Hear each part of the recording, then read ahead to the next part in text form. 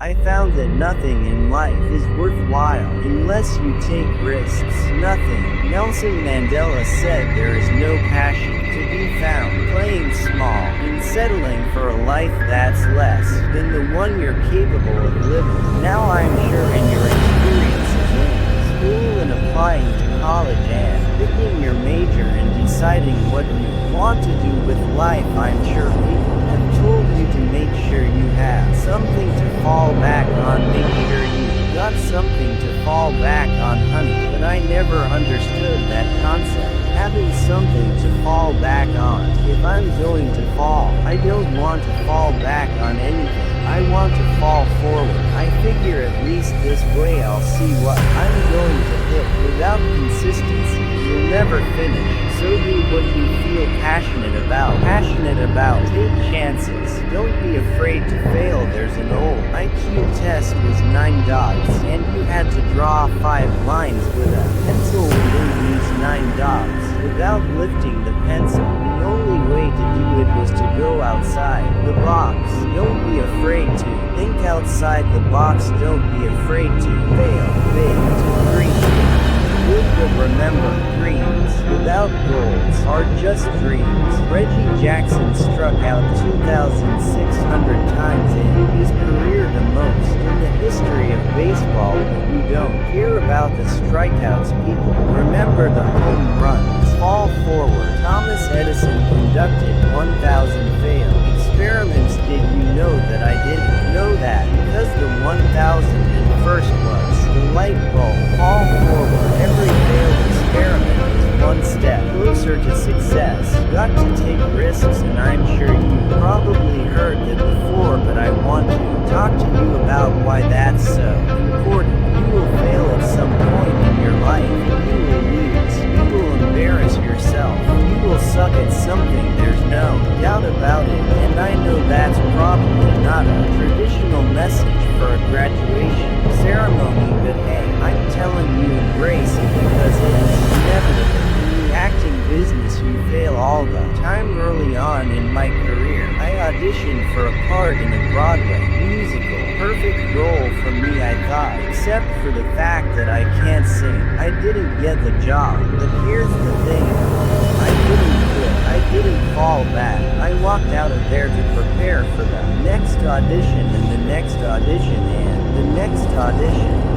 I prayed, and I prayed, but I continued to fail, but it didn't matter because, you know what, there's an old saying, you hang around the barber shop long enough, sooner or later you're gonna get a haircut, so you will catch a break, and I did catch a break. Last year, I did a play called Fences on Broadway, but here's the kicker, it was at the Court Theater. It was at the same theater that I failed that first audition 30 years prior. The point is, every graduate here today has the training and the talent to succeed, but do you have the guts to fail?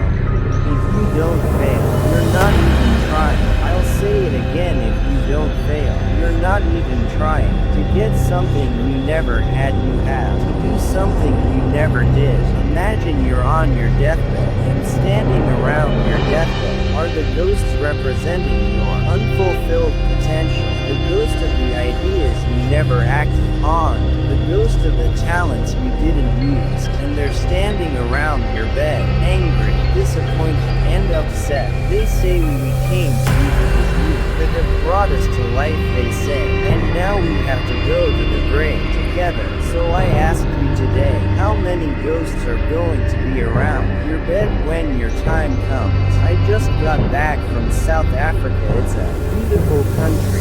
There are places there with terrible private poverty that need help, and Africa is just the tip of the iceberg. The Middle East needs your help. Japan needs your help. Alabama needs your help. Tennessee needs your help. Louisiana needs your help. Philadelphia needs your help. The world needs a lot, and we need it from you. We really do. We need it from you young people. I mean, I'm not speaking for the rest of us up here, but I know I'm getting a little grayer. We need it from you, the young people, because remember this, you got to get out there. You got to give it everything you got, whether it's your time, Your talent, your prayers, or your treasures. What are you going to do with what you have? I'm not talking about how much you have. Some of you are business majors, some of you are theologians, nurses, sociologists. Some of you have money, some of you have patience, some of you have kindness, some of you have love, some of you have the gift of long suffering. Whatever it is, whatever your gift is, what are you going to do with what you have? Alright, now here's my last point about failure. Sometimes it's the best way to figure out where you're going. Your life will never be a straight path. I began at Fordham University as a pre-med student. I took a course called cardiac morphogenesis. I couldn't read it, I couldn't say it, I surely couldn't pass it. So then I decided to go into pre-law, then journalism, and with no academic focus my grades took off in their own direction. I was a 1.8 GPA, and the university very politely suggested that it might be better to take some time off. I was 20 years old, I was at my lowest point. And then one day, and I remember the exact day, March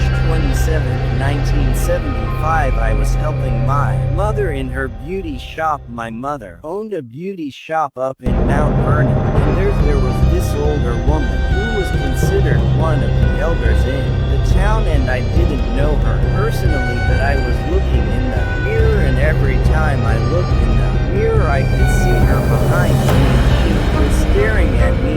She just kept looking at me. Every time I looked at her, she kept giving me these strange looks. So she finally took the dryer off her head and she said something I'll never forget. She said, "Young boy, I have a prophecy, a spiritual prophecy." She said, "You are going to travel and speak to millions of people." And in the years that followed, just as that woman prophesied, I have traveled the world and I have spoken to millions of people through my movies. Millions who up until this day couldn't see me, who up till this day I couldn't see. While I was talking to them and they couldn't see me, they could only see the movie. They couldn't see the real me. But I see you today, and I'm encouraged by what I see. I'm strengthened by what I see. Because taking risk is not just about going for a job, it's also about knowing what you know and what you don't know. It's about being open to people and to ideas, the chances you take, the people you meet, the people you love, the faith that you have. That's what's going to define you. Never be discouraged, never hold back, give everything you got. And when you fall throughout life, remember this: fall forward. You